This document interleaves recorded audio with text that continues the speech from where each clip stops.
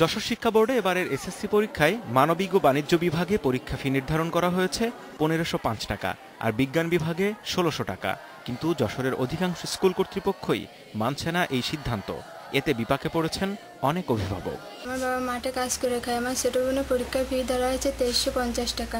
এই টাকা এত টাকা আমরা কোথা থেকে দেবো এখন? মানবিক নেশা হচ্ছে আপনার ২৪০০ টাকা, আর হচ্ছে সায়েন্সের নেশা ২৫০০ টাকা এবং ইমপ্রুভ প্রতি সাবজেক্ট ৬০০ টাকা করে। অভাবের ভিতর দিয়ে আছে, অনেক কষ্ট করে এই ফি জোগাতে হচ্ছে।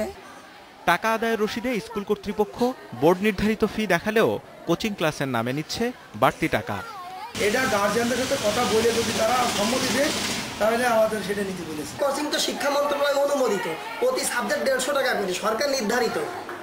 এটা শিক্ষা মন্ত্রণালয় শিক্ষামন্ত্রীরই নির্দেশ আছে। শিক্ষার্থীদের কাছ থেকে বাড়তি টাকা আদায়ের অভিযোগ তদন্ত করছে জেলা শিক্ষা অফিস। দায়ীদের বিরুদ্ধে আইনানুগ ব্যবস্থা নেওয়ার আশ্বাস দিয়েছে তারা।